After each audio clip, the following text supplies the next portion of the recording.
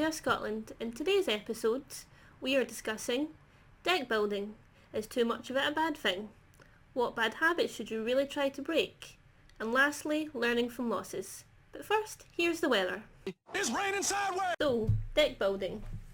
How much deck building do you do? I do an infrequent amount of deck building. Sorry. I go through phases where, like in the last few days, I've built upwards of 20 potential decks. A lot of them are private at the moment on Ultra. I say For built good 20. reasons. I say built 20, yeah. I've probably put together about 20 decks, edited old ones, brought them into the standard, messed about. Anything that's been pre-edited or pre-built and then edited a lot is currently on private. But these are like various characters that I've just been throwing together quote-unquote budget decks for. But look, last week I done no deck building. So it really depends on the mood I'm in. Like, if someone asks me to build a deck for them, depending on who the person is, I'll go out and I'll bend over backwards to do it. Right. Like, if someone just kind of offhandedly tags me in my group chat, being like, oh, Murray can build this, then I'm probably not going to build it. Okay. But if it's a newer player who doesn't really have much game experience that's asking a question, then I'll go out my way to build something to try and show them basically what you can do. Or alternatively, if it's something you don't expect to hear from, then I'll build it. Do you ever feel like you're building too many? Does that ever become an issue? No. Me personally, when I'm building decks that interest me, it doesn't feel like a chore. That would be the biggest thing. If Connor was to come up to me and go, hey Michael, I want to play a deck that somehow infinite loops multiple attacks with Talon, yeah, cool. Here's what basically fundamentally looks like code to do it, here's what I would play. That concept interests me. If somebody walked up to me and go, here Michael, can you build me a, I don't know, it's a character. Astroth. If Melina. somebody, Astroth's a weird one because I had a new player ask about Astroth Right, recently, okay. and there's an Astroth budget list on my Ultra, and there's an Astroth this ain't budget list Right, on my okay. Ultra, Okay. because I wanted to show both sides of the spectrum. Yeah. Yeah, Melina. If somebody came up to me and went, Michael, Melina doesn't seem to work, can you make Melina work? Then I'm probably not going to do it. I'm not really interested. But we had the incident in the past where someone chucked a Hisenko at me. Oh yeah. Yep. And I mean, literally, like, I was mid-game and they came up and like dumped it in the table in front of me, like, for the other end of the table. So it's been thrown to what in my general direction, getting told she's trash. And Do you not do well for his I input at took some it. point? I took it to a top 4 at a Yeah. Premier event. Top Like, yeah. Premier one. yeah, you won that Yeah. one, man. Yep. But that was because I was interested in it. So, nah, too much deck building. I don't do too much deck building, personally. What about yourself, Connor? I'm probably in the complete opposite, where I probably don't do it enough. I go very sporadically in build. I wouldn't say I'm a bad deck builder though. Yeah. In the sense that, like, I think all the decks I do build probably can work. There's the occasional one or two which is just I'm trying to figure out something and it's just not working, and then usually they don't actually get finished. But like the one where you see like the deck list has like 50,000 foundations and it's still making the top cuts. I've had ones like that, but I tend to be the polar opposite in the sense is that, like, I mean, like, when I came back from Worlds, I think was the most decks I'd made in a single week, and I think that was about 6. And even that's a tiny number when you really kind of compare it to people. But it's optional. I think for me it's optional. I've always got Goro to fall back on, and even when Goro wasn't there, like if I wasn't playing him, I still had like Akuma, I still had Gil. So I had decks that I knew would work competitively, and I didn't have to think about it. Yeah. But on the deck building side of things, I'll throw random stuff together. Sometimes people ask us as well, and I'll build stuff, but I'm probably faster to build than I would say you are if somebody asked me to do something, because I find it more of like a challenge. Yeah, including the Melina deck that I've still to play. Like, Have you actually built it up? yeah, because I had it built for that one premiere event, and then didn't attend. Not for any other reasons than it was a crap deck at the time, but like, it was just I was working But no, I had a Marina deck that I thought would work. And that was before UU as well. Yeah. Like, I think I just fall into the camp of like, if I'm going to build a deck for someone else, I want to find the time to playtest it, and I'm not interested in playtesting something that doesn't interest me. okay, yeah. So it's a weird one. Where like I'm quite happy to build a deck without playtest. Yeah. And then just throw it into the reform, like hope someone catches it. And see what happens. Yeah. See I do that, and then like I realise I should have actually tested it most of the time. Apart from Bel Earth, she went fine. I'm not gonna lie, I'm very surprised that your Bel Earth deck didn't have a jet in the sideboard. Like the last 7-handle with Earth that was reasonably competitive, you had to put a jet in the sideboard. So it's a good idea actually. Jet in the sideboard, I mean, there's plenty of stun. Not stun, sorry. Breaker runner. Yeah. Here we go. That sounds like a bad habit. It's not a bad habit. But how about yourself, Emma? Deck building? To be honest, I very rarely deck build. Yeah. I think that's probably something I really should do more of. Like, I think that's what kind of led to you, obviously in the last video, assuming these went up in that order, in the last video we talked about you playing Void Bell and being a wee bit shaken with it, because it just didn't do what you wanted, you didn't have a great result that night. I think that's probably something that affects your deck building, because you don't get, obviously you work a lot, it's not like a 9 to 5, you work rotating shifts kind of thing. You don't find the time to deck build as much. Like I find myself, it's like it's the Thursday, I don't have a deck prepared for the Friday, build something in Ultra, play it, doesn't do well, get disheartened, like cool, not playing that character. I think a big knock-on effect of that might be the fact that we've not, obviously we had our first monthly not too long ago, and God knows when we'll get one next, but we've not had monthlies in a long time. So like, back when it was max XP, we just used to play casuals all the time, and then it would be one monthly. Yeah. Whereas with Tokyo Toys, we've had every Friday's an event, and then your monthlies finally showed up. Yeah. So I feel missing the friendlies does make it harder. I think you just need to treat the Friday nights as casuals and friendlies. I think that's what some people have started doing. I know that's what I was going to start doing. Yeah. Was like I had built, like I came back from Worlds and I'd built like, I think I'd built about 6 different Soul Cal characters from both sets, and I was like, I'm going to just try, if I had the cards, I'm just going to try each one of them each week. Yeah. Essentially I take Friday nights as a casual. Fair enough, I've taken Goro with a couple of them, but it's actually been Gil and other decks. So that character that you were confident enough to take to Worlds, and that character got banned. I mean, and then Akuma was the other one that won the first one. In all fairness, right, the only reason I rocked up with Cassie is because people gave me shit about not winning one. And I mean, it wasn't just even more local guys, it was the staff in the store that gave me shit. And I'm like, right. Gauntlet throwing down material. So I took Cassie. I took Randall because Garrett never took Randall to Worlds. Yeah. I had Randall on the sideboard. You wanted to see how it was doing? I wanted to see how it would do. To give me some last minute time to make reviews of it and stuff. So just need to treat Friday nights as more casual. Yeah. Definitely. Once we get things sorted again and everything's back to normality and the Friday nights start up again, I might even see myself do, assuming there's there's always 4 weeks in a month, but occasionally it'll be the 5 and all that. Yeah. I might do the 4 characters for the DLC that month. That'd be cool. I know we were talking about like a wee DLC mini tournament, but I'd like to see that as well, because it'd be good like, test days as well. It'd also be good advertisement for the DLC. Yeah, I like that. That's quite good. I think it comes to a player to player basis on deck building. I think it ties in with a lot of the other subjects today. I think you probably would be able to like kind of graph out if you're that person that deck building's too much. Like if you're deck building for the sake of it, then that's probably when you need to like Adam's probably a prime character of somebody who builds probably too many decks. Yeah. But doesn't tie down enough of them. rather than consistent on a level, because it's like, well, here's like, for instance, Big Zaz, just the last one he played. And it's like, I could tie that down, but no, I would rather jump to 3 other characters. It's like, if you're on Ultra, you'll see like Saber 24.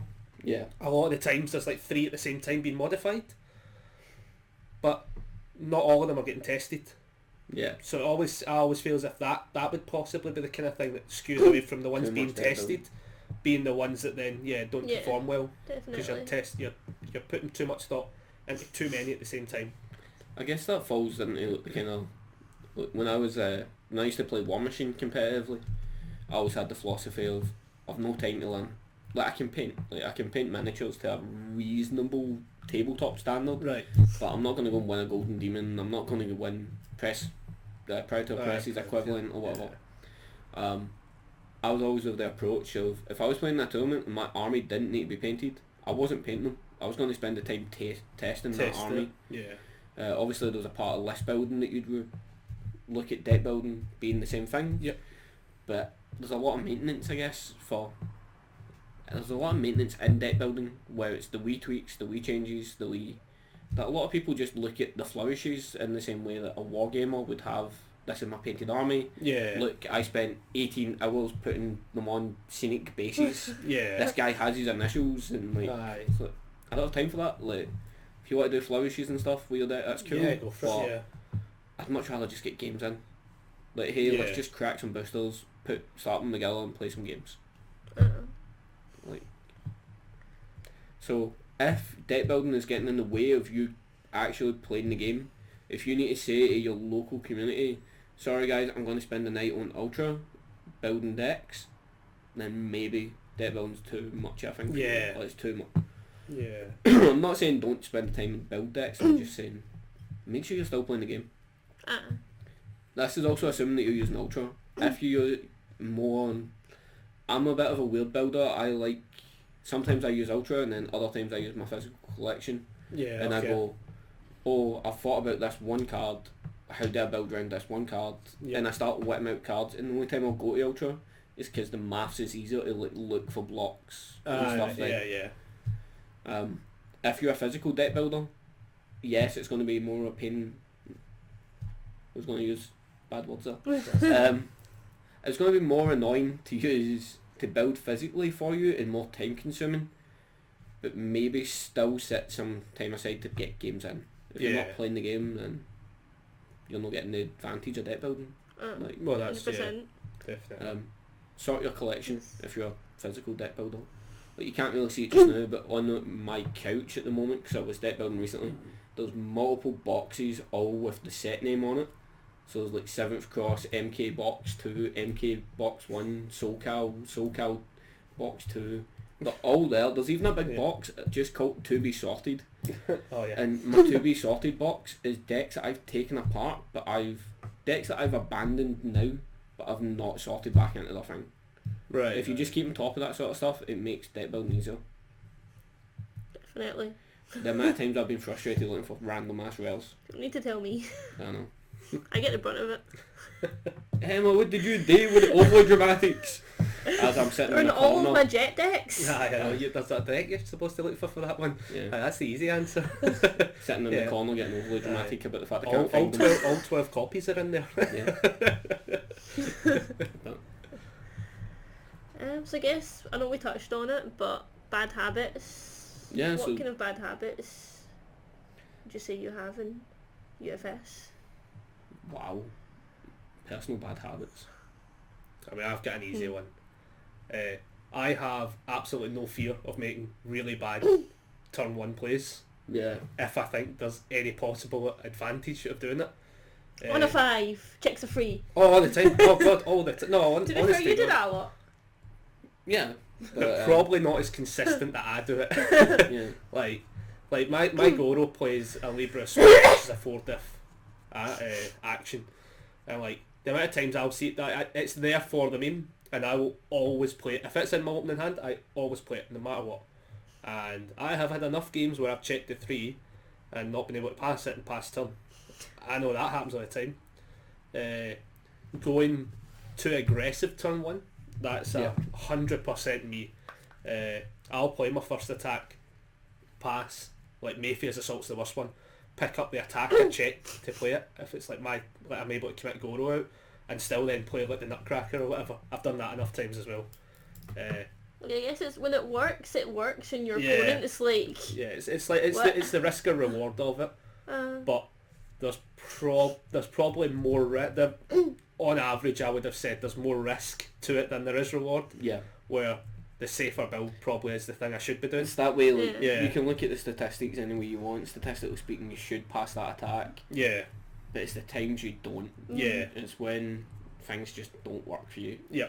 Um, That's 100% a bad habit of mine. I think tagging on to your bad habit, man, it's only really a bad habit for you because you don't know. I feel as though there's like 3 calibers of play. You've got like, we're just playing casuals. Yep. We're practicing, and it's a tournament. Yeah. Like, that's the calibers. In casuals, you'll do stuff and you'll let things slide. You'll let your opponent have a take back here or there that you wouldn't do if you were practicing, because practicing is a pseudo getting ready for a tournament level. Maybe still having a laugh with your mates, etc. But you just seem to blur the lines with us, man. Like, we've got gameplay footage of you playing against Miles, and you just came in swinging, and it's like, come on, man. Like, I'm glad that I was busy playing a game, because I couldn't have watched that. I'd have been like, dude, what are you doing? Like, no. But did it work? But Well, see, that's probably the problem. Is it worked that one time. It worked out one against Miles. Miles footage. Yeah, it all worked out. It was all on camera. Legal plays. Everything happened. Yeah. But like the amount of times I do it in a casual game where it's like it just kills my game. Yeah. I don't think I could do that, to be honest. Like, I think for me though, in a bad habit sense, it's only with Goro. Yeah. It's solely with Goro. If I'm playing Gil, or when I was playing Gil, or it was Akuma, and then like the mix match of other characters, it never happens. Like, I guess with Gore, you've got the 40 life to fall back on. It's like, I might have messed do you know up that turn one, that but probably is it. Yeah, that Are in you a gonna kill me? nutshell At the end of probably the is day, it. 40 health is 40 Yeah, health. it's so 40 health. Am I going to lose that turn one? there might be Probably some not. big meaty attacks coming about, but you're not dying I'm turn not one. dying. Yeah. It's an interesting bad habit though, like feeling the need to swing turn one. Like, I'm pretty bad for, if I've got one bad habit, I'm really bad for overbuilding, I think, especially early. It's the whole no fear. If I go to 0 cards in hand, like, I've got plenty of gameplay footage, I think, of me going to 0 cards and being like, right, Yeah. you want to hit me? And this is only because my opponent's built, like, 2 or 3. Yeah. But you can die from 2 or 3 foundations and play, like, all it takes is your opponent nut drawing some attacks. Yeah. I'm trying to think of other bad habits that I might have. It's bringing me up. yeah. She can't think of your flaws. Telling my opponent that I think he made a misplay. Like, that's probably a bad habit. I don't know if we consider a bad habit, but looking at your hand, being like, Oh. I don't think I can kill you, and then like, And then taking 5 minutes, yeah, that's a bad habit. and your opponent's like, cool, I have another turn, and then you whip it like, oh, turns out I just did the math wrong. Aye. Turns out it didn't carry over the 2. It's not necessarily, so anytime I go, oh, it's happened quite a few times now, and I look at my hand, my opponent makes a comment, I never just say I don't think I can kill you by itself, right? My opponent's always made a comment about, am I dead? Is that game then? There's always something. And I look and I go, I don't think I can do it. But that partly comes down to like what they have in hand. Yeah. For example, gameplay footage against Steve in the second game, or the second match, Is this the Randall one? when Yeah, he it's reverses and he goes yeah. to 0 cards in hand and taps Randall, I'm like, okay man, you're just dead. Yeah. Yeah, well, I'm not. Would you potentially, and this is just kind of spitballing this one, would you potentially say a bad habit might be overconfident in games? For myself, Yeah. maybe. Yeah. Maybe. But there's a lot of games locally that I walk into and I'm like, okay, That's a win. it's a bit of a win. Yeah. It depends on what I'm playing and what I'm playing against. Because I pseudo do that depending on who I'm, like, what the character is. It's not such the player, it's more the character. I typically Like do it with. if you score and they have like 19 It's like if health. someone says 19 health to me, I usually go, cool, that's a turn 2 win. Yeah, that, In my head, do you know what I mean? Like, stuff like that. I don't think I do it at the start of the game, but if the game goes to deadlock, I normally get confident in the fact that I'm going to win this. Right. Yep. Like there was a game I had against I was playing Emma's Jet against Gil, Sam's Gil, and I think I went. He had that stupid castle, man. I can't remember the name of it. Castle Aslan. No, that's the name of the line for the Wits and Waffle. No, I'll flash up. Yeah, It's the castle, whatever. Hacks checks. Yeah. You pay life to hack checks, and I'm like, cool. You don't want me attacking? I won't attack. And I went to like 28 foundations in play. Right. I'm like, what are you gonna do? Oh, what's that? Like your big shield thing, big shield that's banned. Shield Big Bang. Shield Big Bang. Yep. That's coming in 10 speed high for 6. Like I'll block and I'll tap these foundations. Yeah. Or when the game gets to the stage of people saying pass Pascal. go, and I'm like, okay, like. Surely though, if you have like 20 odd foundations, they have like 10. Or did they not win that? No, like I had 20 odd foundations, he had 10. Yeah. I had like that game went. I had 26 foundations. He had 10, and he kept himself out of deadlock I've had games like that because he was scared of my deadlock scared abilities. of the deadlock abilities. Yeah. No, I mean I've had that. I've had it where I've been on like 22, Yeah. and somebody stayed at 9. But on the other foot, Yeah. like, obviously, logically, you think the person that's on 20 odd foundations wins. Like, I'm playing against Gil, he's playing Spout Devourers, he's playing other things, so he does have deadlockies, or Yeah. deadlock-based abilities that I'm just not really giving Yeah. two flyings about. You've just got so much here mitigating it. But on the opposite side, I've played against a Goro deck that went right into deadlock, had the 4 Shokan Princes there. And I'm like, okay mate, like, you do you. Like, I'm going to stay at 10 foundations. When the game got to pass go, I was playing throw it downs on a 6, failing the throw it down and passing my turn. That was Rio 2 years ago. I was thinking that. Cause was that not when you were exiling his... Yeah, I had a Hacks? two rhythmics in play and they couldn't come in. But it was... Yeah, I'm probably overconfident if the game goes long. Right. Yep. Okay. I think... Kill me quick. What? Kill me quick. I don't know if it's because of that, or for some other reason, but like, I tend to get to turn 3 and be like, oh, I've got like 5 foundations, let's start attacking now, and then like, never play foundations again. I think that's a bad habit for a lot of players though. Yeah. Like, I think that's quite a generic one. we A lot of both people do that. briefly spoke about it. You've got like two classes, not so much, but it's you've got people that treat UFS as though it's like Street Fighter or Tekken or whatever, and they're not very good at that game, or those fighting games where it's like as soon as I start swinging, I can't hold block, I can't push block, I can't calm down, I just need to keep the offense on, otherwise I'm losing. Button mashing for the better, lack of a better way to put it. And that would be, the UFS equivalent would be people that are like, oh, it's turn 2 of the game, I'm going to swing, and every turn I'm just going to swing. Not realising that just taking a moment, building 2 foundations and passing would probably do you better Yeah. in a lot of matchups than chucking those 2 attacks you're holding. Like, I find I'm recognising it, so at least I know not to, but I do find in a lot of games I lose is because I've not taken the time to be like, right, don't start swinging, Yeah.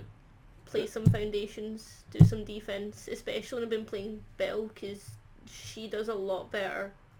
Yeah. Later on. Well. Pardon me. So do you think this ties into the fact that you played Liu Kang for so long prior to his banning? That Liu Kang could literally go, right, turn 1, I set Yeah. up, maybe turn 2 set up, turn 3, the game's mine. Aye. Maybe. I think part of it might be our starting of turbo decks, to be fair, because Because turbo decks were relatively quick. yeah, like if you okay, weren't yeah. swinging by turn 3, like, You were probably You dead. were probably losing espe- some. Yeah. but something I'll definitely get out of with time. Just It's a good bad habit to break. Yeah. Like, being able to realise that you don't need to keep the offence on for the get-go. Being able to say, wait, maybe I'll come in with 2 attacks and then pause to Yeah. do something else.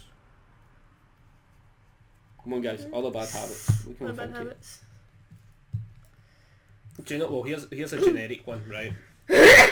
And it's probably one that everyone will suffer from. It's tilting. Oh yeah. Tilting after losing the first round. Yeah, so Is not at the end of the match, massive. but like... Yeah, not at the end of the match, but you lose that, especially if it's one that goes on say 30 minutes and you lose that first round and then you go in pre-tilted to round 2 and just make mistakes. 100%. I think that's a generic one that I don't think anyone could say they don't have that as a habit. I think everyone to some degree hits that category at some point. Obviously it depends, it might be like just in general it happens or further up the chain when you get competitive and they're like hitting top cuts and then it hits you kind of thing, like with all the additional pressures and stuff like that on. Like, I think mainly if you've made a mistake that's cost you that game. Oh, I know that. The main sort of. I think that is probably the main cause of tilt. You know 100% it's on your own back. It's nothing that your opponent done. You don't feel. Well, I feel as though if your opponent's caught you with something that you just didn't expect, you might walk away feeling a wee bit cheated. But you can at least understand it's in the terms of the game. It's totally legit there. Yep. And you've been outplayed, right? That's it. Yeah. But when you've made your own mistake, or there was something wrong and you didn't call judge, and like, then you walk away. I had to get it in there. I was trying to figure out how you were going to do that one. I was going to go that too. Sorry. That too. No, mate, we'll do it for you. 3 times. Yeah, so that's a bad habit, right? I don't preach what I practice. I don't practice what I preach in a lot of things. Right? I tell people don't attack turn 1. I've attacked turn 1 plenty of times. Yeah. I tell people don't go to 0 cards in hand, you'll die. I go to 0 cards quite frequently. I tell people if I've got anything you're unsure of, call a judge. I didn't call judge. Yeah. Yeah. There we go. That's my bad habit. But what was it before I like some Tilting. Yeah, but tilting like it's definitely and especially like because I mean like probably the prize one of the examples I always go to was like at nationals when I lost the first round and only had 30 minutes to play. Yeah. But I didn't tilt. Do you know that way? I went into that knowing I'm going to pull out a draw, and it just happened to then be that I was able to pull out the 2 extra games. But the amount of people who would have hit that point and then just went, alright, let's just play it out, and then 30 minutes later taking a loss, do you know that way? I've definitely seen it enough times, especially when watching all the footage and stuff. You can definitely see that pivotal moment when somebody just loses their cool in play and essentially throws the game away. Just makes row after row of mistakes from you can usually tell it by their mannerisms as well. Yeah. They're just It's like I'm always pretty chirpy, at least during the games. I'll always kind of laugh and joke with people, even if it is a bit competitive and stuff like that. And it doesn't really end until the game's over. Yeah, that's it, man. As long as you have 1 health left, you're still in that game. Yeah. Another kind of weird bad habit that probably it's probably mine, but I think other people probably have the same, is when you can't figure out, like, you play a game, you lose a game, right, and you can't justify what cost you the game. Like, there was no that way, like, overthinking it is the way. Like, I didn't do anything wrong, why I still lose? Like, I did everything to plan and I still lost. I can't figure that out. Like, that happened to me in Vegas. Yeah. Against the Maxi player, it was, he just popped off turn 2.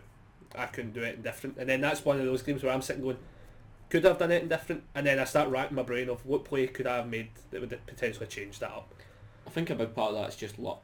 Yeah. Like, at the end of the day, I'm the firm believer, man, that like every card game, any game in this planet, divides into 3 categories, and you need to have the knowledge of the game. You need to be good at it, because it's one thing to know the rules, but to be able to like, play well. Yep. And you need luck. Like, if luck's not on your side, then and if luck's on your opponent's side, if they're constantly checking 5s, you're checking 3s. That's it. Like, if you check all your attacks, you ain't probably winning that game. So yeah, I totally get that. Like, there's been situations where you walk away from the table racking your brain about what could I have done different, but exactly. I think like one of the things I always do after games, I don't write it down as physical anymore, but I used to always kind of like write out how the game played out, even if I win, even if I lose, I'd write out how the game went out, and then some games I literally, like, I think I had some games where it was just couldn't have done anything in that game. Yeah. End of, like, just full stop and then leave it at that. Because I'm like, I can't overthink this to why I lost, because I know there was no justification. And it's like, I think overthinking does definitely hit some people. My main overthinking is usually during the game, to be fair, Right, as opposed to That after would- the game. I'd like to think that is a bad habit, right? And I'm not necessarily saying you're the only person that suffers Oh from it. no, like There's a few people locally that suffer from this. Well, they might be a game down, they might not be. It might even just be game one. But you look up from the table, especially it's more predominant in events, right? Doesn't really harm locals. You look up from the table, you see everybody else's games are finished, and you slow the hell down because you don't want to lose this game. Not necessarily you're slowing down to intentionally draw. You're slowing down because you don't want to make a mistake. So you start over-analysing every single thing. And it's like, come on guys, can we... Aye. Like, people play at a reasonable speed, and then if you're at a table where it's like you and your opponent, and then someone else and their opponent, if they finish their game, then sometimes your opponent that you're sitting across from might slow down just because they're like, oh shit, how long's left in the clock? Yep. What's happening? People just need to play at a consistent pace. Yeah. Also, if you're a game down, maybe consider playing a wee bit faster just to give you that Just extra to give you time. that extra bit of time. It's... But then if you're a game down, there's the issue of you don't want to lose. You don't want to lose, but if time gets called, Then you'll you can lose. lose anyways. Aye, I think if you're a game down, essentially it's a kind of balls to the wall scenario. Yeah. Like, I'm just not go saying mental. I'm not saying play completely reckless. Still try to think. Yeah. Or see if your opponent's taking a build turn. Think about what you're doing in your Aye, turn. pre-build, you know. Yeah, So, like yeah, think pre-build about your way out. I'm going to review this. If I draw foundations, I do this. If I draw attacks, I do this. Yeah. I did have something come off the back here. If you're at a tournament and this isn't necessarily like a bad habit for the people playing the game, but if you're at a tournament and you finish your game, but the game beside you is still going, do not, for the love of God, start talking to the people playing. Oh, that I is- absolutely hate it. It's such an awkward, like, I want to respond to you, but at the same time, go away. Once or twice I've upped the head off of guys in the community and I'm Aye. like, guys, don't do that. Yeah. Or even then, if I've walked over at a table and there's two people still playing, but a crowd sitting talking away to them, it's like, guys, gonna just F off. Like, Yeah, totally. let them finish their game. No, No, that's that. definitely. Yeah. I Yeah. feel as though this is a bad habit. I think it's just a chance for me to have a gripe at my community. Use your wee daubers. Also, if you finish your match in an event and it's not using match slips, or if it is using match slips, go and tell the TO. Tell the TO. It is actually, from the perspective of being a TO in the past, there's nothing worse than chasing people who have been sitting talking for 30 minutes Yeah. about it's, their game. it's time wasted. Especially like the Yeah. way that UFS, when time gets called, there's that extra turn or extra finish the turn and I extra always turn. say there's a definite 15 minutes you have to prepare for after time's called Yeah, for somebody's game to finish. Yeah. I've had plenty of events where we're sitting waiting on people and it turns out they've already finished, they've been finished longer than everybody else. And it's- oh, But man. if just play the casual game or something. I'd sit and play a casual game. Yeah. I'm not saying don't play a casual game, play a casual game once you're finished. Yeah. Just let people know. Yeah. Make sure the TO knows. Yeah. So do we want to briefly talk on good habits for UFS? Because I think there's an amazing habit that you see at tournaments, especially upper competitive play that I've experienced. But, Oh, it's not me involved in this one then. You've probably done it without thinking. Aye. And we've seen it kind of cascade back into like, locals. As soon as the tournament finish, or as soon as not the tournament, as soon as your game finishes with your we've opponent talked about this. and you've gave in your Yeah. result, talking to your opponent what you sideboarded against them, Yeah. Oh, I do that. Yeah. what you Yeah. sideboarded and why, because you're just giving somebody a chance to learn for you or learn for what you Yeah. did, and they can. I feel as if I would do that if I ever sideboard. Yeah, you never sideboard. That's the thing. Yeah. I may as well just lay my sideboard out on the table at the start of the game going, this is stuff you'll never see. I'd like to think Connor's sideboard is like 8 go rules, but it can't be. Don't get me wrong, It's a shame. my actual sideboard is genuinely consistent with actually like pairing up about bad matchups. I actually have just always been quite lucky. I've never actually seen the bad matchup where that specific card's needed. Like somebody that plays heavy on multiples, I've never needed the Duke of Jazz. Yeah. Do you know what I mean? Like, and it just sits there. Would you ever change your sideboard to be more... It changes all the... It actually specific? does. Shockingly for Goro, it changes all the time. But it's always became a very broad kind of like coverage. So like the two cards that have never came out my sideboard until they rotate is Spine Swipe and Hellgate's Executioner. Yeah. Those two have never came out, but I have never been in a matchup where I've needed them. But I know if I took them out, I would instantly hit. all of the Like I would assets. instantly hit Combat Ash, for instance. Yeah. Like that would be my luck. Like so, like the things like that have never came out. But things like Rhythmic Fighting Style, they've rotated in and out from like depending on the symbol. obviously the symbol. They've rotated about. Like there's just been odds and ends. It's typically attacks.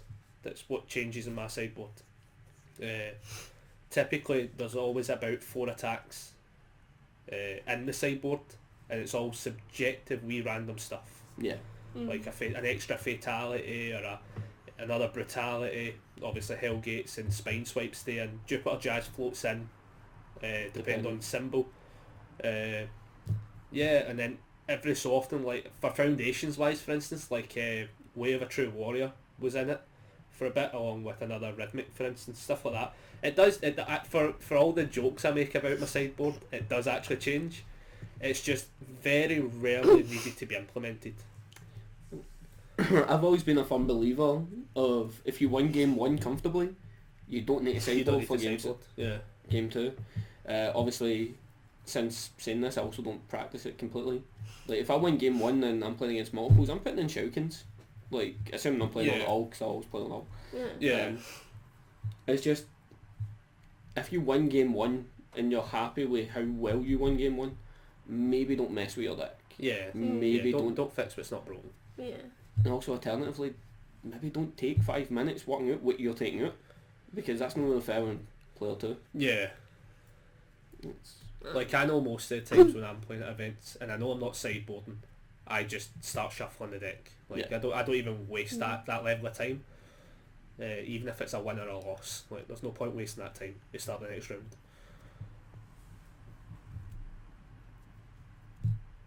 yeah. Anything else? I think Mulligan probably the last bad Oh habit shit. to touch on. Oh aye, curse that one out. But yeah, that is the worst change of game ever for so many people, because everybody bloody mulligans that opening hand. The amount of videos I have to watch where it's like, oh, I'm a 5-hander, oh, it's all 5 foundations, mulligan, and you're sitting going, what? Yeah. Like the fact that it's not removed anymore has totally given that object of, well, I'm not actually losing them anymore, and people throw that stuff away far too fast. I don't know. I feel quite often when I'm mulligan I get a worse hand. Yeah. If I can play Yeah. 3 foundations, I probably won't mulligan. My rule, especially Goro in general, is like if I get 2 foundations, I'll play from it. Yeah, Because if you can play... because if I mulligan and I draw a hand of 4 attacks, I'm not playing that turn 1. So it's like, why risk it? The why risk it phase of things is a genuine thing, but you constantly see. I mean, I think I've watched about 2-3 videos in the last month where like somebody, like you can see it on the camera and you're going, right, cool, they've got like, they're playing a 7-hander and they've got at least 4 foundations and they still mulligan, and you're like, Because they want 5. yeah, they they want 6. 5, they want 6, and you're sitting going, nah, because that same mentality would not have been there if you said those cards get removed. And then obviously there's a time for shuffling after. Yeah, well, yeah, that as well. Just the overall process, especially at a competitive level, does actually waste time at the end of the day. You're like, all right, do I want this? Do I not want this? And you see people. I think the worst part is when you see people do it in round 2, when they're up a round. Do I want this hand? Do I not want this hand? And then it's like, And you're sitting going, do you really? But do you need to mulligan, or are you just wasting time through potentially wanting to mulligan, and then you continue playing? Like, I'd hate to think that of my opponents, but at the same time... But especially when a game goes to like the 40 odd minute mark, and that's game 1, and then you're like, right... And you're just really wanting to get in there so you can try and get a game. You want to be able to build fast, play that turn out. No, that is 100% a bad habit of... I honestly think almost everybody at this point does it. I think the only thing that you see that shows a difference is on kind of higher end players who don't do it tend to have better games. Saying that though, did you, like, from back in the olden days with certain characters, would you not be like, if I don't see X in my first hand, then... Oh yeah, like totally. I was talking away to someone about, we were talking about the mulligan thing, and I mentioned playing Talon, promo Talon 8-hander, back when Rolling Storm and Hop was kind of out, and it's like, oh, I don't have Hops in my opening hand, mulligan, and you just took 8 cards out your deck to try and get those Hops. So yeah, there was like, you could abuse it slightly. Yeah. There's definitely, like, I'll never forget the last match in the game we played, where it was Joffrey against Tunnelist/Jet. Yeah. And my opening hand was 6 attacks, and I'm like, I need to mulligan this, but that's 6 attacks on my deck. Like, I won that game with the last attack in my deck. It was close. So I'd cycled multiple times, and if I hadn't needed to mulligan that way, then that set or that game would not have been anyone who was tight. Yeah, I'm not saying it wouldn't have been anyone who was tight, I'm just saying, like, I wouldn't have felt like this was my last chance. So yeah, like, people mulliganing too soon, or not mulliganing if, like, I know you were saying if you can play at least 3 foundations. I've got a strict thing of, like, over 50% of my hand needs to be foundations. If it's not, I'll mulligan. Yeah. Or depending on the deck, if I don't need foundations, I'll mulligan for whatever else. I was pretty bad for mulliganing Cassie if I couldn't hit you turn 1. Right, okay, yeah. But that would be depending on who I'm playing against. So it's a bad thing not to mulligan. Yeah. It's also a bad thing to be in the habit of, for example, Steve, I know you watch these. I've seen your hand in that game, the Talon versus Randall game, where he complains about having a bad hand, and it's like 4 foundations and attack and an action.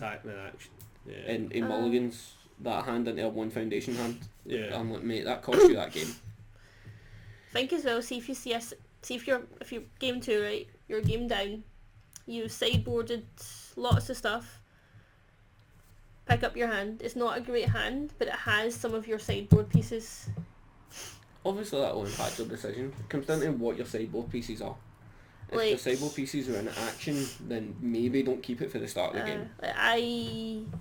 I lost a game once because I seen my pit against Turnilus, and I'm like, this is a terrible hand, but it has a pit. So let's keep my pit. And then I died to 3 Iron Knuckle off the back of that. Yeah. Didn't save me. Yeah, like, it's not always going to save you, but like, yeah, I think throwing away a perfectly good opening hand is a lot more common than it should be. Yeah. Other bad habits, is there anything else we can think of? What I'd like to, because it was a question asked by our community, not necessarily bad habits, but if you don't get enough time to play. Oh, right, so... And you think you're going to be you worried about sort of losing your playing ability. Okay. Yeah, like keeping up with the meta. So... What do you do? Declining skill level due to the lack of practice, right? I don't know, man, like, if I wasn't playing, if I had, like, if my hand was in a cast or something like that, like, if there was something genuinely stopping me from playing, because God knows work doesn't get in the way for me. The main advice I could give someone like that is keep up to date with any sort of news. Yeah. Maybe join the Discord. It's a load of trash at times. We're probably going to get slated for saying it's a load of trash, but it does produce its diamonds. Yeah, there's some diamonds in it. Diamonds and the rough kind of material. watch decent podcasts, decent content. Don't take everything they say as verbatim. Maybe just give yourself some other ways to think about things. Yep. Consider spending a little bit more time deck building if you can, like especially on commutes. I know I've said to you in the past when you moaned about deck Ultra on building, is the bus. use Ultra on the bus. Like, even just looking at the new set might spark some information for you. Watch gameplay footage. I'm not, obviously this will be a chance to plug our content, but not all of our content is top tier tournament style games. Maybe go and have a look for some recent PTC footage. Yeah, it's like go on Jasko's own YouTube. It's got practically all the world stuff. Yeah.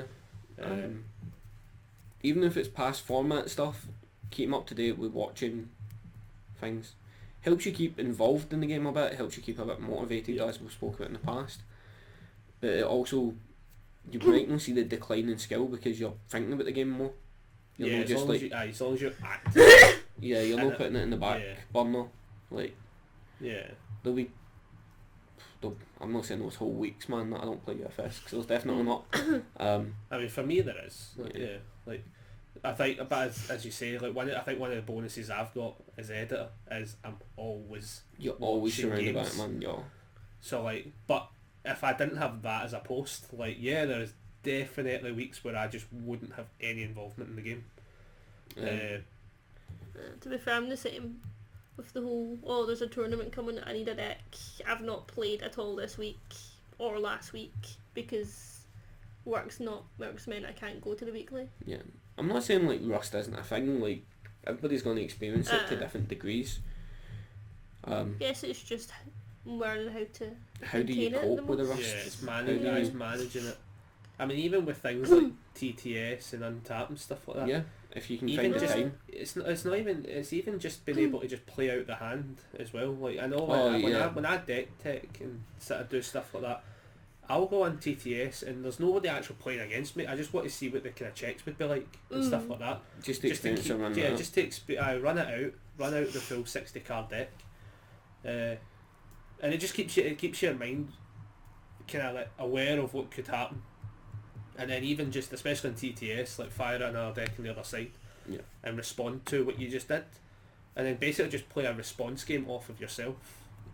Fair enough, you might not find every single scenario and somebody might think of something better, but keeping that aware is half the battle, I think. If you can, and if you, obviously this video will probably still go up maybe during the country's quarantine. Probably. Don't know, fingers crossed, we don't know. So you might find yourself a bit isolated and a bit cut off from your community. Continue talking to them, talk online. Yep. Hell, play games through Skype, play TTS, play Untap.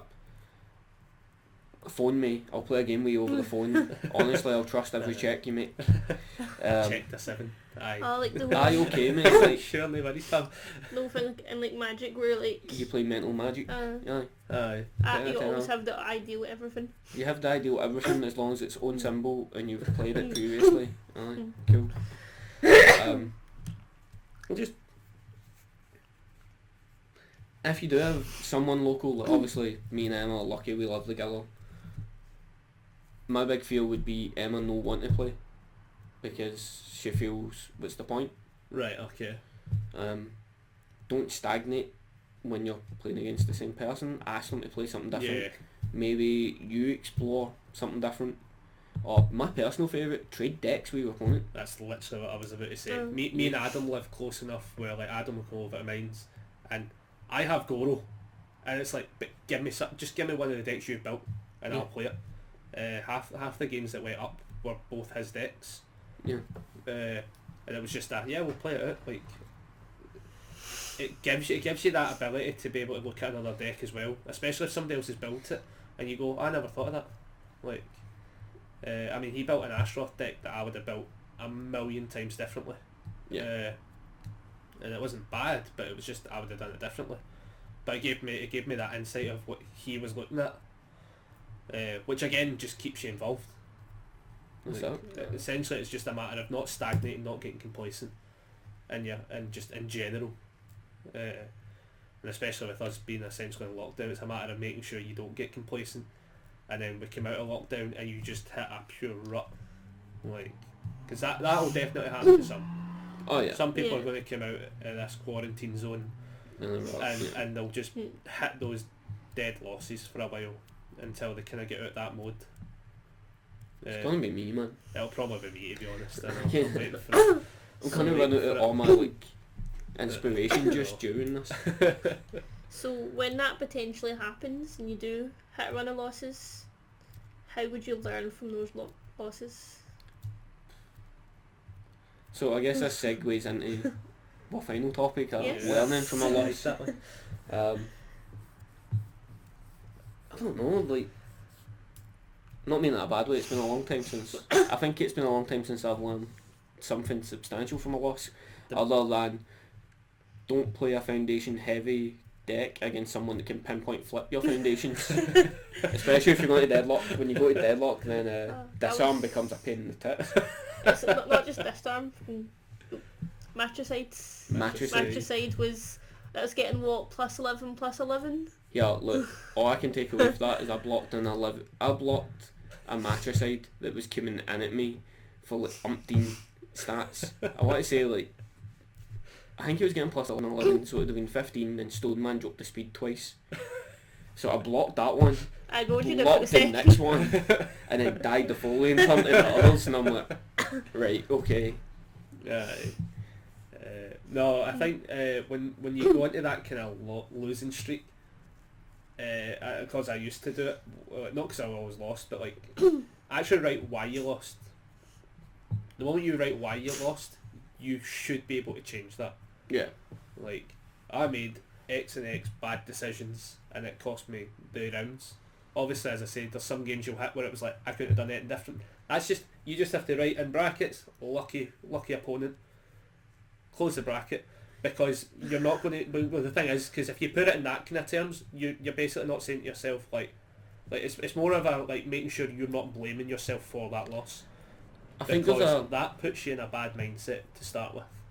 I think there's a fine line between not blaming yourself for the loss and undermining your opponent's win. Okay, yeah. Especially if you're like close friends or whatever. Yeah. Like, I've definitely experienced it in the past where I've walked away from games that I've had with quite a few guys and girls locally, where it's been, in my mind, it's been a super tight game, but they walk away like, oh, well, you got lucky. Yeah, And well, it's I'm like, talking more about the games where there was a Like, complete everything one-sided. was- It's yeah. a one-sided affair, basically. That kind of way. Like, if you mark it in that kind of category, Yeah. and it's that kind of. Yeah, I played my turn 1. I got 1 foundation. I played turn 2. Still got 1 foundation. Stuff like that, and it's just I a think when you one-sided. can be, I think when you can be truly objective, that luck was a major Yeah. factor, then it's not a negative. Aye, But if you become one of those people that's like, oh well, don't use it as a crutch. don't use it as a crutch. Yeah, totally. Super bad habit. I used to play with war games with a guy who would, a D6 based system, and his always response would be, oh well, if I rolled 6s, well, aye mate, well if I didn't show up, then like things would have been different as well. It's, Yeah. don't become an aggressive, you only won because of luck, or if I'd seen this, or if I drew this, or if I'd remembered to pack my bangs. Yeah, it's like call. Or if I didn't write Templar instead of It's like call the game as it fell, and like, be objective. Fair dues, Yeah. like if you played your turn 1 and then you didn't get a turn 2. Yeah. Nothing about that. Like, our last time we played was a super tight set, from my recollection.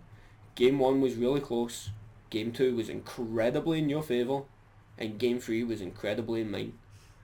But at the end of the day, that set finished with Emma going, well, you were lucky. And I'm like, well, no, I got smashed Game 2. Aye, that's one of those you have to look at all three rounds. Or Like, whatever. I think you would probably call that one the first round being the deciding round, if there are 2 rounds Yeah. game. The first round was definitely the decider, but the first round was a round, Yeah. Yeah, to an extent.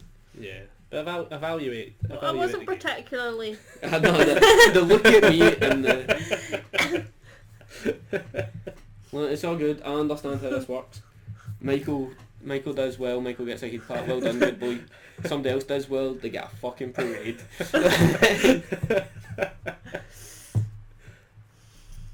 Think you need some love in the comments. I do need some love in the comments. Show me some love. Honestly, guys, like, I love going to nationals for this because I feel, especially like last year, the first year that I really wanted to win, right? Not the first year, 2 years ago, I really wanted to win. Done well with Cassie. I had people come up to me and saying, "Hope you do well." And then last year, I had more people doing it. When I'm up here, I'm like The Rock when he's with the corporation. I'm hated. I'm the person standing before the World Championship belt. When I go to the Nationals, I'm the people's champ. People are ready to start chanting King in the North. Aye, but like... I remember this. See when it rolls around national season, and you're almost lining up to submit your video essays to be part of Team Deadlock. Aye, when you start stealing like 10 matches from Shane, I don't think he'll be your pal anymore. Ah man, Shane will always be my pal.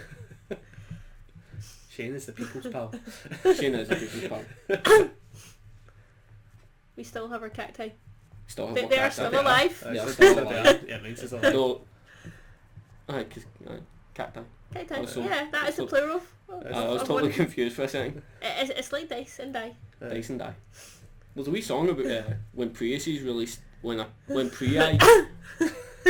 the company makes a Prius, when the company makes a Prius, were releasing their new model. That was them going to have duplicate or two versions, and they had to come up with a plural for the Prius. the Prius. Pri. It's the Pri because they had a vote for it. Like there's this entire wee song. I'll maybe find it for you. Link it in the comments. Link this video in the I'll find comment. it. Oh goodness. I like obviously luck will play a factor. Yeah. If you get beaten, like luck's just not against you. But otherwise you can learn for a loss. Probably talking to your opponent. I think this ties back to the good habit we touched on, talking about what you sideboarded. Because your opponent will, if your opponent does it, they'll talk to you about, oh, I sideboarded this and this against you, and then you get a chance to think, right, how do I counter that in future matchups if I'm going to stick with this character? Like the knowledge that your opponent can. Yeah. Because it might be that they've played the sideboard or something, or they've got something that your deck can't handle. Yeah. You didn't know it couldn't handle it before. Yeah. Now you do. Don't think your opponent's always been condescending. I've Okay. definitely, like, in various games I've experienced condescending opponents, but then at the same time I've experienced some who have came across that way, but they were really just trying to be supportive and didn't know how. Like 100%. Like Try to think if I fit into that bracket. I don't I don't think you know. have, man. I think I'm too chirpy in my games. I think the issue is I don't really lose to you that often. That's fair enough. No. Aye. Yeah, like I've definitely experienced it where people are condescending, but they're just trying to be supportive. They just don't know how. One from a deck building side of things, especially when you lose, understanding what you needed to see more of and changing the deck also is a big thing. Some people lose and don't change the deck, and then wonder why they're still losing. And it's like, oh, it's because maybe that one foundation that's actually the key piece to your deck Should be a 4-off. should be a 4-off. Yeah. But don't go make drastic changes after one game. Yeah. If you get Finding the balance of that. Ma- My golden rule is always, if I have to change 10 cards in a deck, I should actually just be reworking the deck, because I'm then changing so much of a percentage of it that either something was just drastically wrong and it's just go back to the starting board with it and have a look at it again from a fresh perspective when there's nothing there. yeah. Because sometimes you might build the exact same deck, but a handful of times, at least for myself, I've noticed that actually some of the cards that then didn't make the cutting list, like when I was starting with Goro, like not Police Connections but the Wounded Dog, whatever it is. Yeah. I was constantly in the deck and it did bugger all for it, and it did take a good couple of iterations before I went, do you know what, I can drop that for another Police Connections to stop my Shokens getting flipped and stuff like that. But yeah, like I think that then comes down to how you deck build, I guess. Like as I say, that's my golden rule, but it might not work for everybody. Obviously, sometimes you might be like, I actually needed to change the 11 cards, I think if, on the opposite end of that, man, if I've got a deck and I'm like, right, 10 cards need to change, I'll change 2. If I've got the luxury, I'll change 2, play again, change 2, play again. And it's those small tweaks, like, if you look at some of my lists, it's like a pure mishmash of foundations, and it's like, why is there a 1 over this? And it's like, that's just what it felt comfortable with. How about yourself? For losses? Learning from losses, like, especially when it comes to how would you edit a deck after a loss without going overboard? So first of all, I would, depending on how badly I lost, I would try not to lose heart with the character. And then, like, sometimes it's simple things. It's like, well, this card was in here, but I was sideboarding it all of the time. Maybe it doesn't need to be in there anymore. Maybe the card that was in the sideboard needs to be in instead. I think a lot of it is just keeping up the motivation to try it again when you're potentially going to get completely wrecked again, I guess. Yeah. I get that. I feel as though that's something that a lot of newer players will probably suffer more than people that have been playing a while, or people that get a chance to play a lot. Yeah. Well, you realise that a win or loss is kind of throwaway, especially playing in casuals, where you're just there to play. You're not really. Obviously, everybody wants to win. Everybody likes to win, but a loss is a loss. Teaching. Yeah, like, there's something stupid for like Duel Masters years ago where they had the Kaijudo code, and it'd be like 5 lessons, and the one of them's always stuck with me for every game that I've played competitively, and it's like, I've got no enemies, my opponent is my teacher. Okay, I like that. That's Yes, you're constantly learning. You're just try and take everything as you can. Don't get disheartened with your character. If that's a character you want to play, don't get me wrong, if you walk up to me and go, Michael, I want to get into UFS, I'm going to sink £100 into building the best Splash Women deck I can. No, mate, it's not happening. Like, don't play Splash Women. Yeah.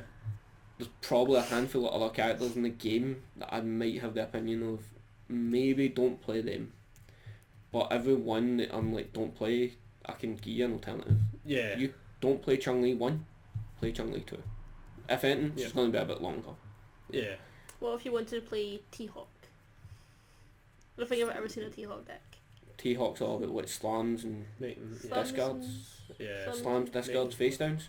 Aye. Play Vicious, play Bell, Yeah. play, if you want to go down discard route, maybe Boltan's your thing. Maybe you've just got an affinity to T-Hawk, and hopefully one day they'll print a good T-Hawk. Yeah. Like, I know that there's a guy out by Motherwell, I can't remember his name, but he's a big Zangief fan. Okay. And that's what he's interested in, Zangief. Yep. But this guy's interested in big burly men. Johnny Cage. Like, I wouldn't call Johnny Cage a big burly man. Johnny Cage would call himself a big burly man. Yeah, I think he's quite average. Yeah. Nah, he's no Goro. But there's going to be similar characters. And especially a franchise as popular as Street Fighter, the odds has never seen an LT Hawk. It's pretty low, I think. Yeah. Fingers crossed for a good one. Fingers crossed for a good Geef. Aye. Like, I'd rather Zangief instead of T-Hawk. Yeah. To be fair, I don't mind either. You wouldn't play either. Like, I'm surprised you came up with T-Hawk. I was just trying to think of a Street Fighter character that I'd never had the inclination to ever play. It's not cool, because if that's like someone's die-hard character and they've got a big T-Hawk tattoo in their arm, then they've they changed wanna their make it name work for legally them. to T-Hawk. It's definitely tough. Like, I mean, Adam had that with Bison. Yeah, Adam was that with Bison, but he's getting a new Bison. But he's getting a new Bison, yeah. Took a while, but... Yeah, eventually it'll happen. Yeah. And find the character similar to them as well. It's pretty... I would say this is probably a game where it's actually pretty easy. Yeah. You find similarities where the difference is a change of art. Do you know what I mean? That's it. Get in the door because T-Hawk's here. Aye. Stay because you can be vicious. Yeah. Yeah. Pretty much, yeah. If T-Hawk wasn't a 5-handle, man, maybe. Aye, if it was a 6-hander, I'd have liked him. Yeah. Yeah. I mean, his attacks are alright. His attacks actually are seeing a bit more play than they should. Looking at my Siegfried Mexican Typhoon deck. Playing Mexican Typhoons, man. I love that card. I think it's just it's 5-handers that don't have 5-handles that aren't secretly 6, 7 or yeah, 9 handles. Yeah. like Or don't have the stayability No, thank on their you. card. Yeah. Like, is rough. mm, And definitely there is a few of them. Like, yeah. Especially with like so many sets coming out where like 6-handers and somehow 7 with the DLC and stuff like that is like quite a consistent thing. Yeah. Sometimes 5-handers are a legit crutch.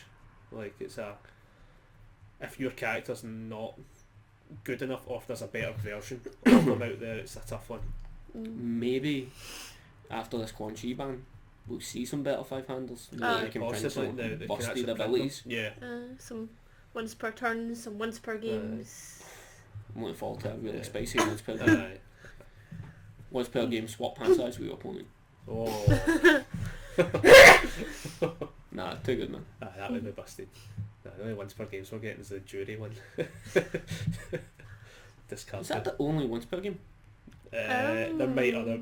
It's the only one that literally comes to my head now. Oh no, New stuff. Kung Jin. Oh, the Oh, the Kung Jin's victim. got He's got Yeah. one per turn. Once per game. There's at least 2 that's got once per game, but I think there might be more. I think that's it though. For the life of me, I can't think of anyone else who actually has a Yeah. once per game ability on their card. I don't know, man. And even then, you get like Jury's subjectively bad one, and the Mean Lord himself, like, like. And Twinkle Murdoch redone his once per game. So they Oh, did stuff stuff like like yeah. that. Oh, yeah. I knew there was another. Yep. So 3, yeah. Jeddah when he comes back. Nah, he's It's not gonna once get per him game. back. It's like once per game on a full blue moon in the middle of The street. winter For Jeddah or for like... for Jeddah. Oh yeah, I thought you meant for Twinkle. I'm like, No, it's not hang no. on. You, She's here. Ah, you try to revoke me, I'm cancelling that. Gonna segue back to bad habits, because I just thought of one. Oh, no. And also this can tie into the lessons learned. If you are playing against me and you're on the symbols of evil, void, and life, and I pause after saying, I go enhance, and I give you a moment to see if you're going to revoke, and you either say the words, I don't play revoke, or I don't have it in hand, you're getting scalped that turn. Like, don't give that information away Aye, to your don't give it. opponent. Aye, that's a that. It's more common in just say like no response, or Yeah. just say right, okay, Pass. pass. it's not even revokes, to be honest. It's like so you're hitting someone with like all lows, and if you've hit them twice and they're like, I don't have any low blocks. Oh yeah, Oh, yeah, I've definitely. I've experienced I've that, man. Definitely had that happen to me. Yeah. I mean, it might just be that they're saving it for later down the Yeah. turn when they're more dead. yeah, but this isn't like Adam saying, oh, I ruined the attacks when he's holding like a reversal. It's more like that kind of level of tell. Aye. It is a It's less it's a false, Freudian aye, slip yeah. that a lot of people do. Like watching out for this. Oh, it's fine. I don't have it. Aye. Shocking I've never done that. I was actually trying to think if I genuinely have done that, but nah, I very rare.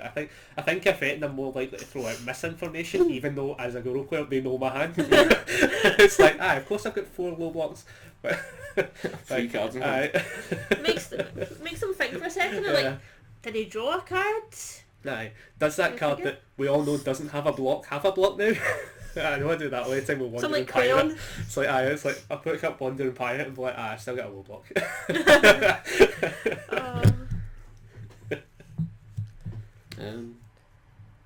Lessons we can learn for games, or lessons you can learn for defeat. Right, this isn't really after the game finishes. This is after like, the first match finishes or second match or whatever. Look at your opponent's discard pile before the shuffle. Oh, Just yeah. ask them, can you see it? Yeah. If you got scalped by something and you don't remember the details of it, just ask to look. Yeah. Also, you're allowed to take notes. I don't know to what extent you can take notes if you're allowed to doodle the entire card art. Yeah, But, let like- it take notes as long as it's legible to both players. Yeah. So Cool. just like words above it, like be This careful. card sucks. Nutcracker hits low. Aye. Yeah. I am a guy. Hold It's- low block every turn, maybe 2. Yeah. Yeah. That's it. Like, pay attention to your opponent's discard pile. Pay and- attention to what foundations messed you up. To be fair, that's not. I wouldn't say that's necessarily just an end of the game.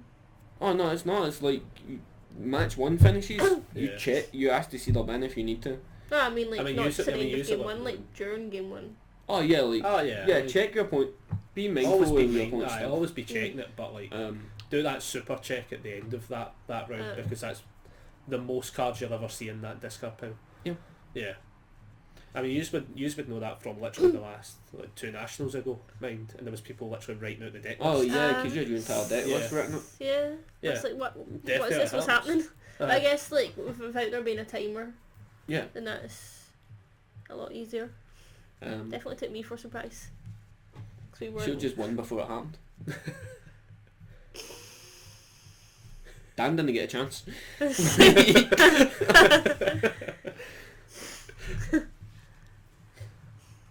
It's actually funny when we were talking about pre-tilting.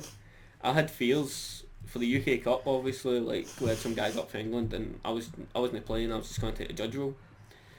And Dan had asked people, did they want a game on the Friday night? And I played against the Chinook with Keelik. And I think we played 2, maybe 3 sets, and I had the fear that I was going to pre-tilt him for the day after. 'Cause- I was Those in games. I was in the opposite boat where I had played Ricky and got absolutely dismantled, and then was like drunkenly mid ultra and new decks the following morning. So I was like, if I get paired against him, I'm buggered. those games against Dan, that was like him playing a deck, just a deck he'd picked, and I played something memey. And I was just coming in. like, Going to Keelik, build Keelik up again, like. Well, Keelik. Now I was Keelik looking at just wins Keelik again games, now. I've got but- the foil version of him. I was looking at the characters out a bit more again. I'm trying to think, man. There's- Other lessons you can learn for losing. Uh, I'm trying to think of things I've learnt in my time. Try and Yeah, think yeah. from back when you were first playing. What kind of Him, stuff did you that learn was a then? long time ago.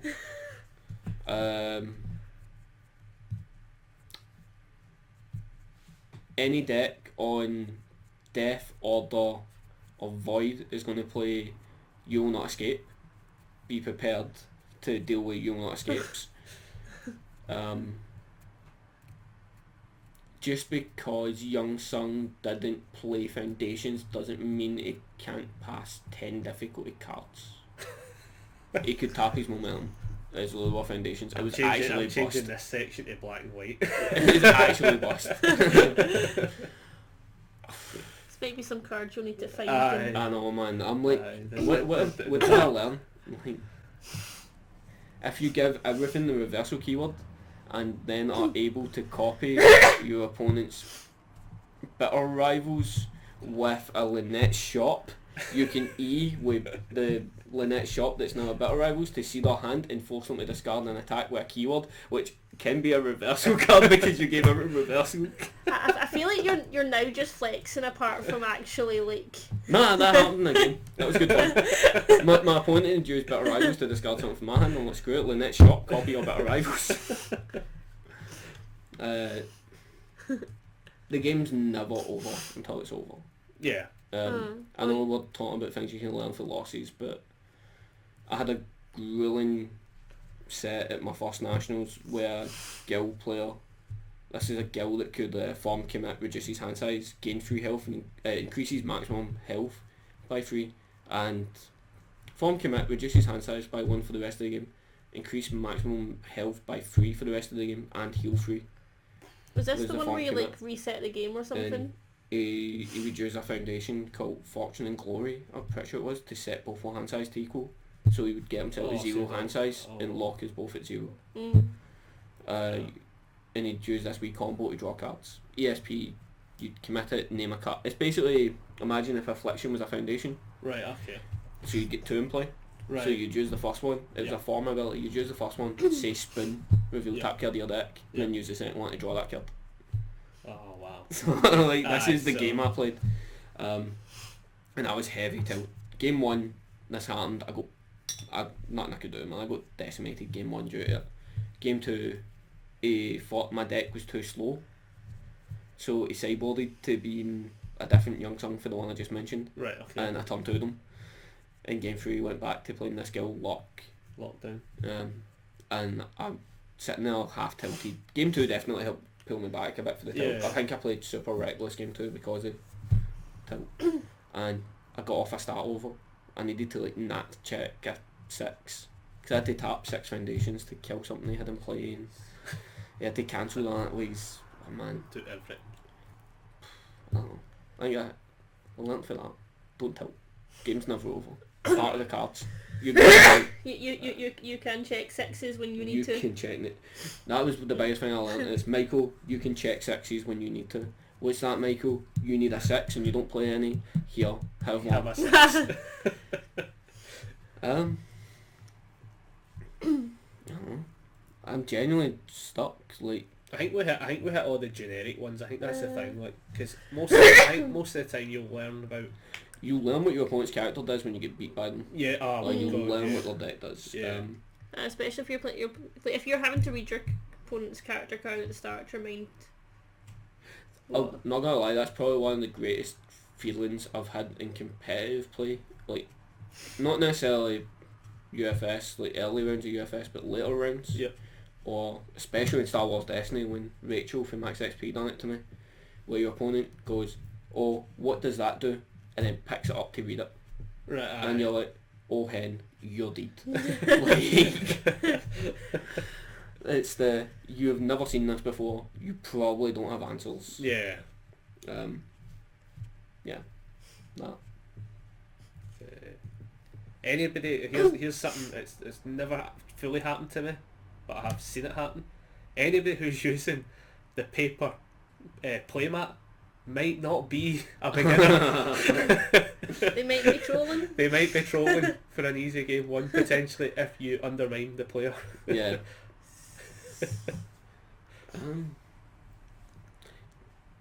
Lesson learnt for a game recently actually. Don't assume it's a new player you're going to do well. Oh yeah. I played that. Holy shit, what's their name? I can't tell you my name, the phone's out there. I played against one of the Motherwell guys who'd literally just built their first deck. Right, I'd helped them put together a Ken 2 deck. And And how many shadow slicers did you get hit with? game one, they won. I was playing Ryu, that like budget Ryu. Thing is, I say budget, Tom's Ryu that's kind of it. I played with that Ryu deck. In game one they won. Game two I won. Game three I'm like, right, I'm going to try to go a few more abilities, obviously partly in teaching mode. In turn two, like by the time they do their first build there's like 3 Shadow Slicer on the bin. In turn two I just get rattled with the same The Shadow same one. Slicer. I'm like, GG, like, cool. A new player will still jank you. Yeah. Shadow slicer is bust. Uh, You heard it here first.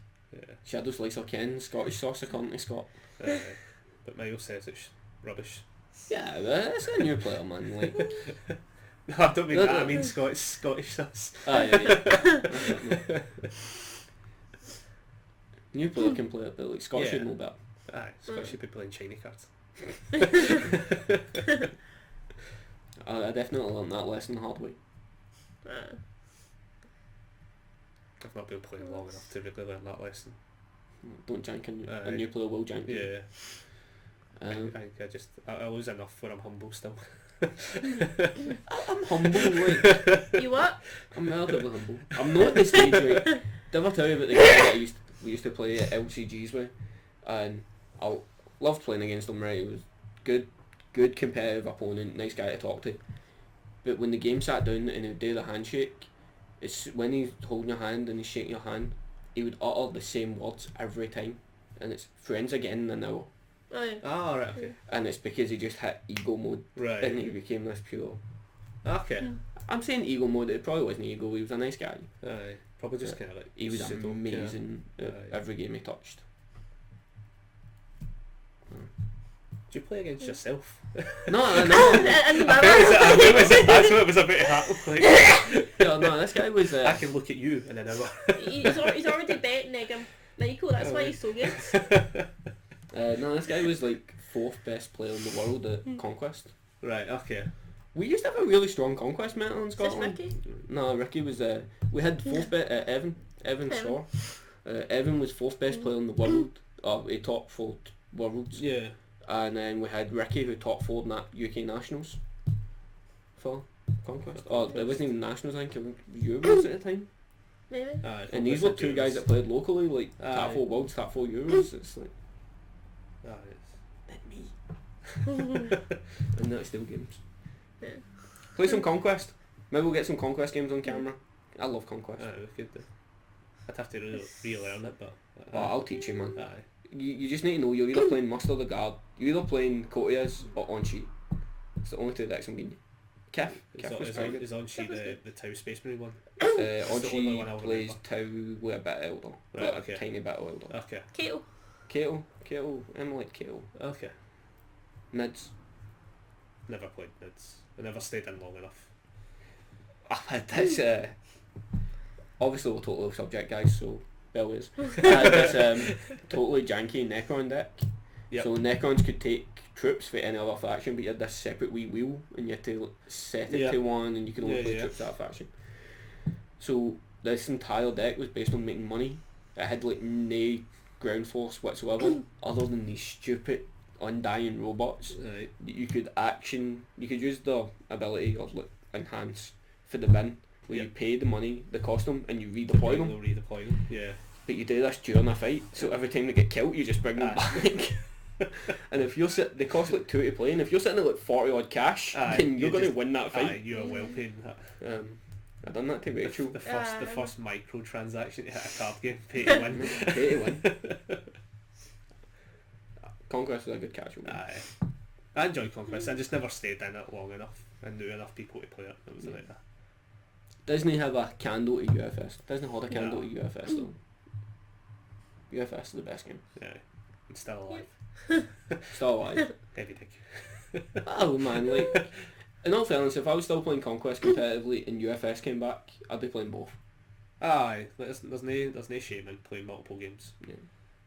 As long as it's no magic and something. Aye, That's not affordable. Aye, very not affordable. What do you mean? Like, I can build a decent UFS deck out of 60 commons and uncommons. And magic, all that gets me is a bunch of 2/2s for 2. The occasional 3/3 for 3. For the same cost it gets you the dice. Not to slate other games. Aye. What were we talking about? I don't know. Losing and what we're Losing. Yeah. What I learned from losing a game of Magic was I should have played UFS that day. Aye. Yeah. Definitely. Yeah. I done the same with Yu-Gi-Oh! Magic. In all fairness, what I learned from joint winning as a collective at a game of Commander was, let's just play UFS. I've not touched Commander since. That is very true. Looking at somebody very specifically for that reason. I think we've hit all the base points. We've hit all the base points. Yeah, hit all the kind of personal points. We gave Mike Hardman these well. Aye. Hopefully. I'm pretty sure we have. I can only imagine, because that wee timer says an hour and 40 something minutes. But we did banter for a whole bit. We did banter for a while. Aye. An hour-ish. Yeah. An hour-ish. Easily an hour. Right, Newscaster, take us home.